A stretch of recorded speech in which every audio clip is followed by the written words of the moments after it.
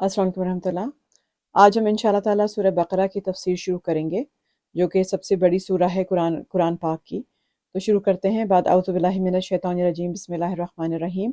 अलिफ लाम मीम, ज़ालिकल किताबु ला रैब फ़ीही हुदल लिल मुत्तक़ीन।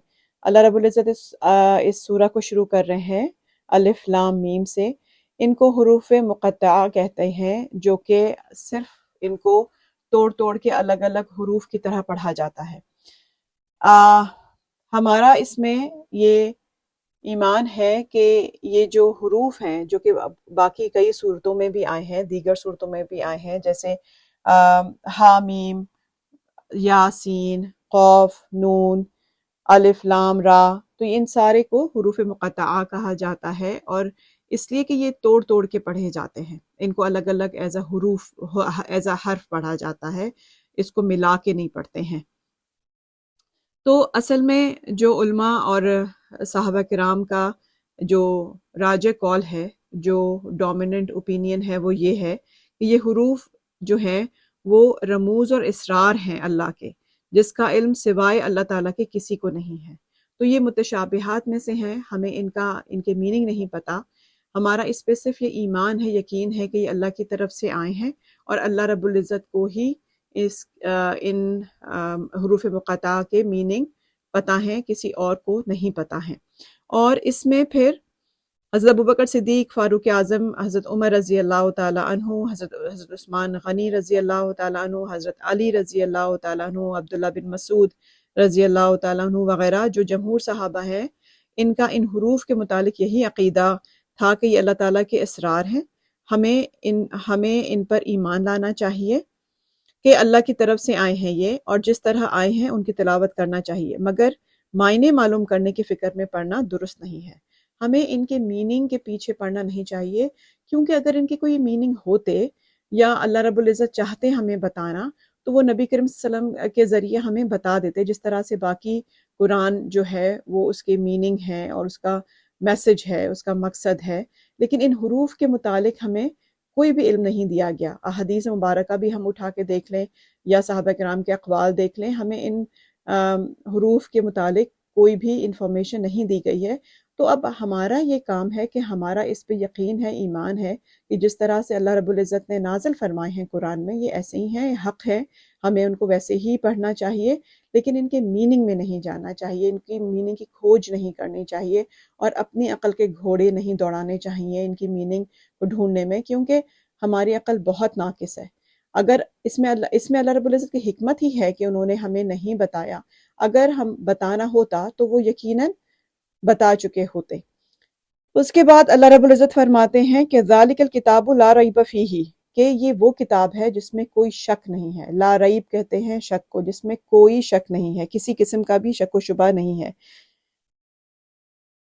तो असल में ये जो किताब है कुरान पाक, ये हर शक व शुबे से खाली है। इसमें किसी किस्म का कोई डाउट नहीं है, कोई फ्लॉ नहीं है, कोई कमी नहीं है, किसी किस्म का कोई भी ऐसी चीज़ नहीं है जो हमें कंफ्यूज करे।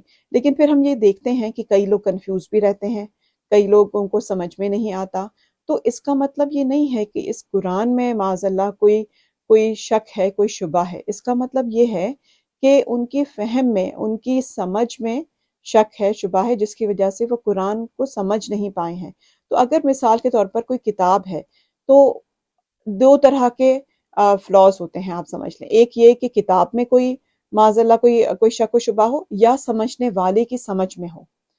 तो अगर किताब में अगर हम कहें कि कोई शक व शुबा है, तो अल्लाह रब्बुल इज़्ज़त ने तो यहाँ कह दिया कि ला रैब फ़ीही, कि इसमें कोई किस्म का कोई शक व शुबा है ही नहीं। ये किताब हर शक से, हर शुबे से, हर एम्बिग्विटी से बिल्कुल पाक है। इसमें किसी किस्म का कोई भी फ्लॉ नहीं है, फ्लॉलेस है ये। ठीक है। अब बात रही कि दूसरे की समझ की, जो कंफ्यूज है, जिसको शक आ रहा है किताब पढ़ के, जिसको समझने में मुश्किल है, तो इसका मतलब ये है कि अब उसकी समझ का मसला है, उसको समझ नहीं आ रहा है कि ये क्या है। तो अगर किसी इंसान की समझ में कोई मसला है और उसको समझ नहीं आ रहा है, तो इसका मतलब ये नहीं है कि उस किताब में मसला हो गया है।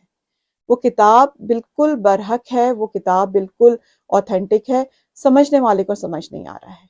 اب آج کے زمانے میں ہم اس کی اگزامپل لے لیں، جیسے کہ جو شیکسپیئر تھا، اس کا بڑا ہی جو اس کا جو اسلوب تھا، جو اس کا بات کرنے کا طریقہ تھا، وہ بڑا ہی ایک انٹلیکچوئل تھا، فار ایگزامپل بڑا مشہور بھی ہے، سب کچھ ہے. لیکن آج کے زمانے میں جو آج کے زمانے کا کوئی بھی انسان ہے جو کہ بڑا لاجیکل ہے، یا اس کو دلائل چاہیے یا کیا، اگر وہ کہے کہ نہیں مجھے تو نہیں سمجھ میں آیا، تو اس کا کیا مطلب ہوا کہ اس بک میں کوئی پرابلم ہے یا میری سمجھ میں کوئی پرابلم ہے؟ تو ہمیں یہ بات جاننی چاہیے کہ قرآن مجید جو ہے وہ ہدایت ہے تمام انسانوں کے لیے. اس میں کسی قسم کا کوئی شک نہیں ہے، اس میں کسی قسم کا کوئی بھی ایسی چیز نہیں ہے جو انسان کو کسی مغالطے میں ڈال دے، کسی شک میں ڈال دے. اگر ایسا ہو رہا ہے تو پھر یہ ہمارا قصور ہے. ہمیں اپنا وے آف تھنکنگ بدلنا ہوگا، ہمیں اپنا پوائنٹ آف ویو بدلنا ہوگا، اور ہمیں قرآن کو کتاب ہدایت کی طرح پڑھنا چاہیے. اور اللہ رب العزت سے ہمیں یہ دعا مانگنی چاہیے کہ یا اللہ مجھے اس کتاب سے ہدایت دے دے، مجھے بھی ہدایت دے دے. یہ ہے تو ہدایت سب کے لیے، اللہ اس میں بھی شامل ہوں. لیکن اگر مجھے کچھ کنفیوژنس ہیں اور مجھے کچھ سمجھ میں نہیں آ رہا ہے، تو مجھے اللہ رب العزت سے دعا مانگنی ہے کہ یا اللہ میرا ذہن کھول دے، میرا شرح صدر کر دے، مجھے ہدایت دے دے. میرے دماغ میں کیوں بحیثیت مسلمان جب اللہ رب العزت نے کہہ دیا کہ اس میں کسی قسم کا کوئی شک نہیں ہے، تو پھر بحیثیت مسلمان ہم لوگوں کو اس پہ پورا اعتقاد، پورا ایمان ہونا چاہیے کہ بے شک اس کتاب میں کوئی شک نہیں ہے، کسی قسم کا کوئی بھی نقص نہیں ہے، کمی نہیں ہے. ہمارے سمجھنے میں کمی ہو سکتی ہے جس کی وجہ سے ہم لوگ کنفیوژنس کا شکار رہتے ہیں، ہماری فہم کی غلطی ہو سکتی ہے جس کی وجہ سے ہم اتنے آج پریشان رہتے ہیں. تو اللہ رب العزت اس میں یہ فرما رہے ہیں. آگے کی جو آیت ہے اس میں اللہ رب العزت جو ہے وہ کوالٹیز بتا رہے ہیں، کیونکہ اس میں کہا کہ ہدی للمتقین. اسی آیت میں آگے فرمایا ہدی للمتقین، یہ ہدایت ہے متقین کے لیے. ویسے تو سارے انسانوں کے لیے ہے، لیکن اسپیشلی متقین کے لیے ہے. متقین کون لوگ ہیں؟ متقین کا مطلب کیا ہے؟ سب سے پہلے متقین وہ لوگ ہیں جن میں تقوی ہے، جو تقوی اختیار کرتے ہیں. اب تقوی کیا ہے؟ تقوی اصل میں وہ ڈر ہے جو کہ انسان کو اللہ کی نافرمانی سے دور رکھتی ہے. اس کا مطلب یہ ہے کہ یہ ڈر وہ ڈر نہیں ہے جو ہمیں کسی بھی سانپ یا شیر کو دیکھ کے لگتا ہے. یہ ڈر وہ ڈر ہے جو ہمیں محبت کی وجہ سے ہوتا ہے.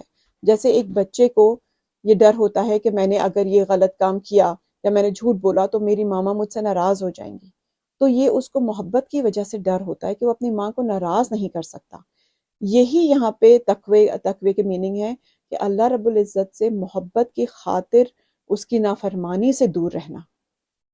اس سے ہمیں اتنی محبت ہے، اور کیوں نہ ہو، وہ ہمارا پیدا کرنے والا ہے، وہ ہمارا خالق ہے، مالک ہے. اس نے ہمیں اتنی نعمتیں دی ہیں، اتنی زیادہ، جس کو میں ڈیزرو بھی نہیں کرتی ہوں. تو مجھے کیا اس کی نافرمانی کرنی چاہیے؟ کیا مجھے اس کے بتائے ہوئے راستے کے اپوزٹ جانا چاہیے؟ ہم اس طرح سے دیکھیں کہ اس دنیا میں ہم پہ اگر کوئی بھی ذرا سا کوئی احسان کر دے تو ہم ساری زندگی اس کو ناراض نہیں کرتے ہیں. ہم اس کو ہمیشہ ہم اس کے ہمیشہ تھینکفل رہتے ہیں. اس کو جب ملتے ہیں بہت اچھے طریقے سے ملتے ہیں، ہمیں اس کا احسان یاد رہتا ہے. دنیا میں کیے ہوئے لوگوں کے چھوٹے چھوٹے احسانات ہمیں تا زندگی مرتے وقت تک یاد رہتے ہیں. کیسے ہم اللہ کا احسانات بھول گئے؟ ہم اللہ کے اتنے بے تحاشا احسانات ہیں ہماری ذات پہ، ہم کیسے وہ احسانات بھول کے گناہوں میں پڑ گئے؟ تو یہاں پہ اسی لیے اللہ رب العزت فرماتے ہیں کہ ہدی للمتقین، اسپیشلی یہ ان لوگوں کے لیے ہدایت ہے. ویسے تو تمام انسانوں کے لیے ہے، لیکن اسپیشلی ان لوگوں کے لیے ہے جو متقین ہیں، جو تقوی رکھتے ہیں، جو اللہ کو ناراض نہیں کرتے ہیں، جو اللہ کی ناراضگی سے دور رہتے ہیں. یہ ان کے لیے ہے اسپیشلی. اور آگے اللہ رب العزت نے پھر ان کی کوالٹیز بتائی ہیں، تو انشاءاللہ تعالیٰ یہ پھر ہم کل کریں گے. جزاکم اللہ خیر. السلام علیکم ورحمۃ اللہ وبرکاتہ.